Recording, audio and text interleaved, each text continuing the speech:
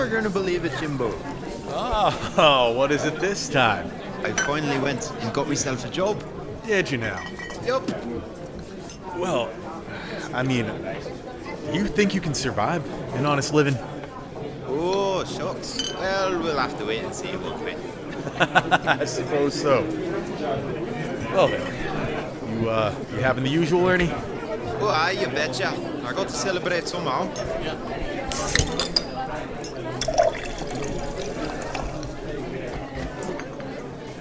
Oh, aye.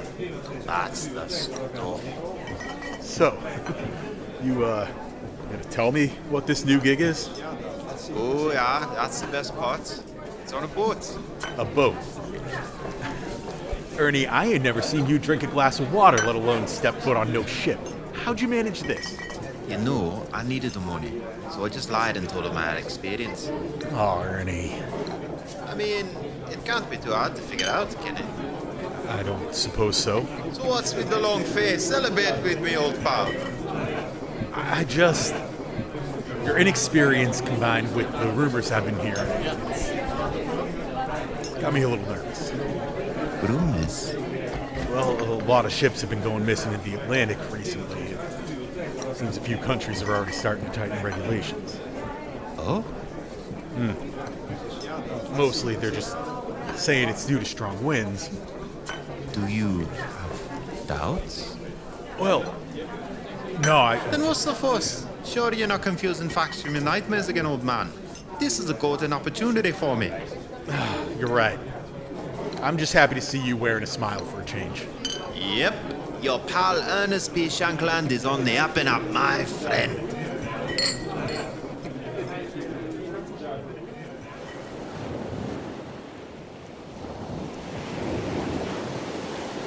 Two weeks quickly came and went aboard the Arcades. I was put to work by Captain Wolfgang, which I picked up rather swiftly. I don't wish to surmise what would happen if I didn't. Wolfgang had a certain mystique about him. Like he wasn't telling the crew everything. Always withholding information he was. And what was even more peculiar is he was the only one aboard who seemed to know where we were headed. In fact, I picked up rather quickly that everyone else on board was just as green on the sea as me, and just as unwise on the true nature of our course. That, combined with the scuttlebutt Jimbo had laid upon me at the bar, I have to admit that I was a wee bit shaken up. Nevertheless, I knew I needed to push ahead.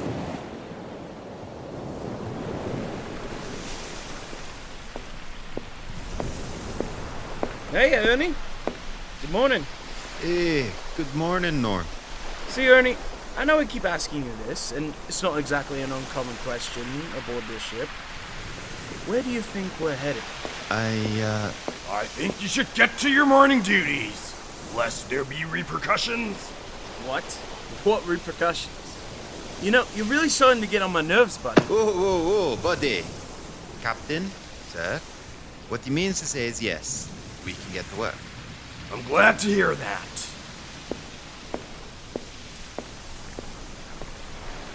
Ernest? Why'd you do that? I was just about to give that dullard a piece of my mind. You don't have as much to lose on this job as I do. What? What could you possibly have to lose? Look, just get to work.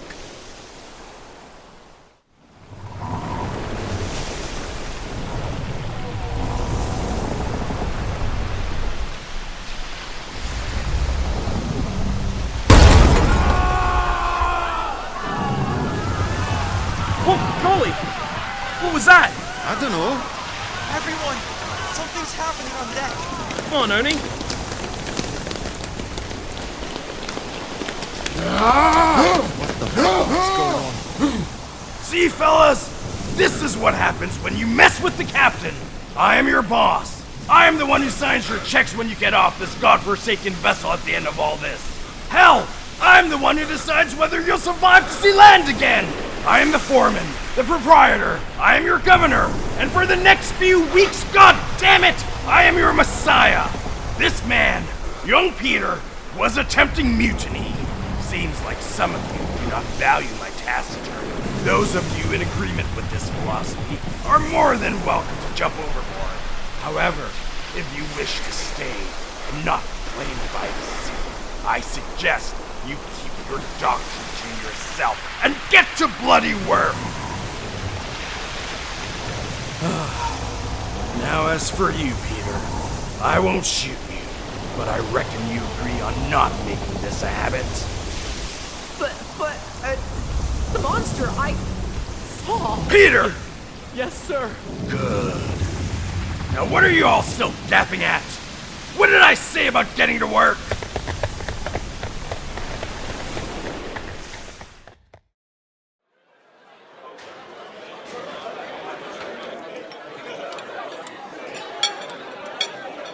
Last night was quite eventful, wasn't it?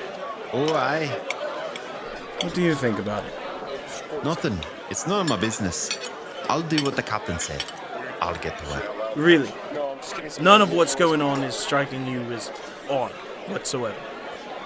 I mean, clearly others are agreeing with me, because Peter tried to mutiny. For Christ's sake, Ernie, we don't even know where the heck we're headed. I'm starting to regret signing up for this. Look, Norm. All I know is that it's my job to do what the captain says and help keep this ship running towards whatever destination it is that we're going. I have a family to... You what? I have a family to get back to.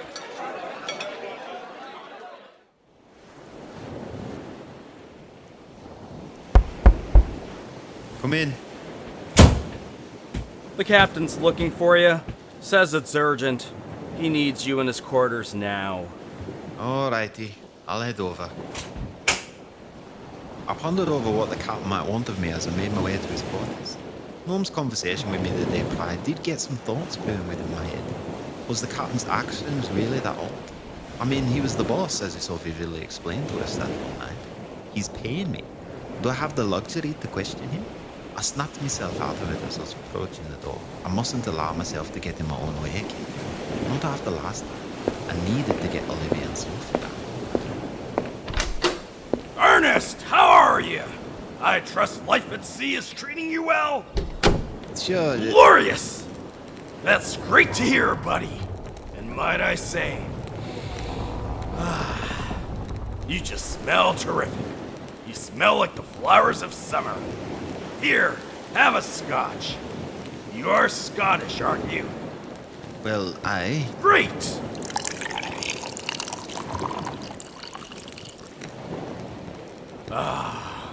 That hits the spot. Those Scots know what they're doing, eh? I suppose so. Captain, was there something specific you wanted to talk about? Why, yes. But is there no time for pleasantries among friends? I wanted to ask you about your friend, Norm. What about him? Did he get into trouble? Not into trouble, per se, but you two seem to be growing close, so I thought I'd ask you about him. He's hardworking, but quite the quid-nut, no? Pardon? He likes to spread rumors. What kind of rumors? Well, that's what I was going to ask you. Have you heard anything? Hey, I can't say that I have. Good, good. Come to think of it, I don't think I've seen him since breakfast yesterday. Oh, well, that's peculiar. Perhaps he's turned a corner, becoming lazy. Perhaps he's skipping work. You know, it wouldn't surprise me that he'd do such a thing, with him questioning my orders and the like.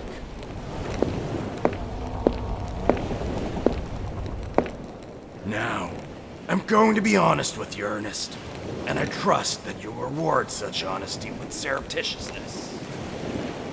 Norman, your friend stole my diary from my quarters 3 days ago, and it has some, how do I say, unsavory and, quite frankly, personal information within it. Now, I like you, I trust you, and I think we can be great pals, you and I. We can help each other out. I want to know if you've seen that diary. I haven't even seen them. How would I have seen your diary? This is true, this is true. I just hope, for your sake, you're not lying to me. And he didn't tell you where he put it. I've read into you and your records. You have a family, no? You have a wife and daughter? Or at least you used to. I heard they flew the nest. It'd be a shame if you never got paid and it stayed that way. Do you comprehend? I do. Do you what? I do comprehend, Captain.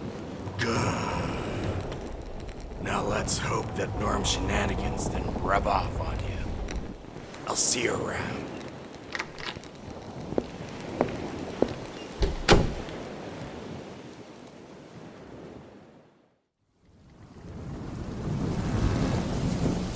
It's been 3 more days without any sign of Null. I'm no longer concerned. I know he's dead. And I know the captain killed him. I reckon the captain's little conversation with me the other day was just meant to calm my nerves or something to that effect. But it just turned me from suspicious to terrified. I have to get off this boat, somehow. The problem is I don't know how I do it. And no one besides the captain knows where the hell we are. All I've been able to deduce is that we're headed north based on the position of the sun. We're a long way from New England now. Another mutiny. Get above deck! We're being attacked! What the fuck?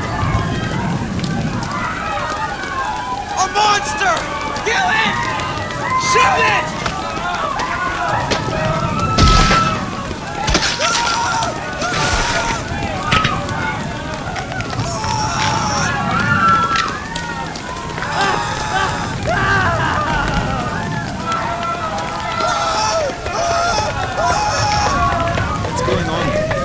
Light started coming from the window of the captain's quarters, and suddenly this monster was upon us.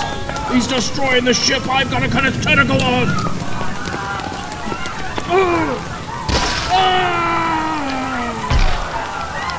Look! It's the captain on his deck!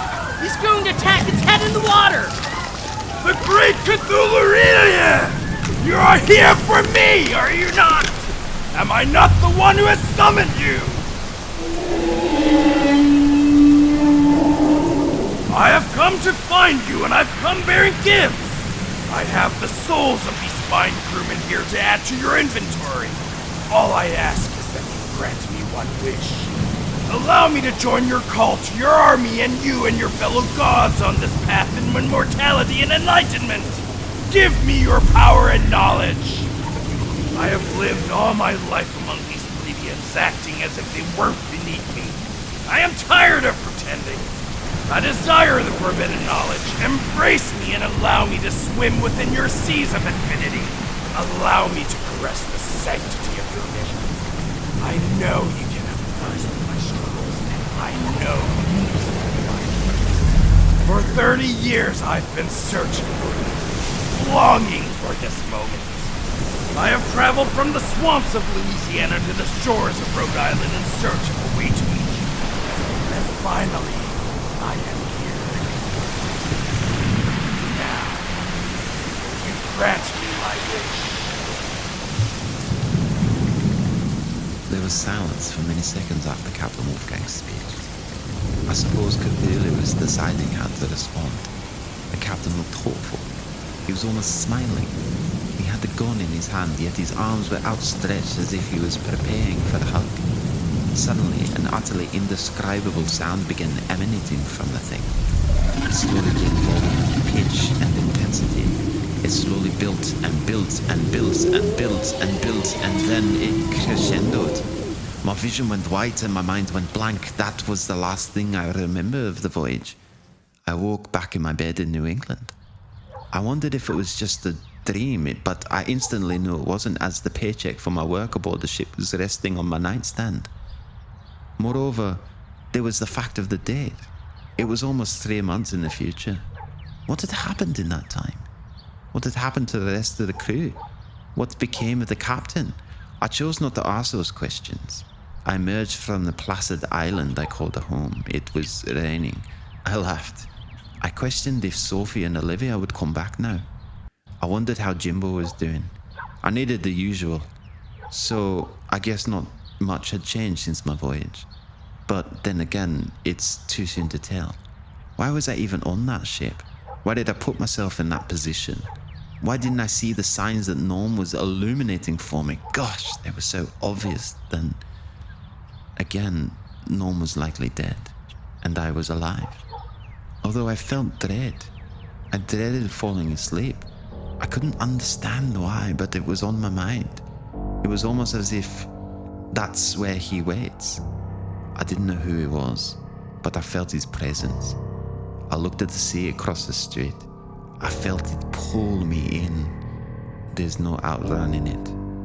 I was now a pawn, again. Was this the beginning of the end?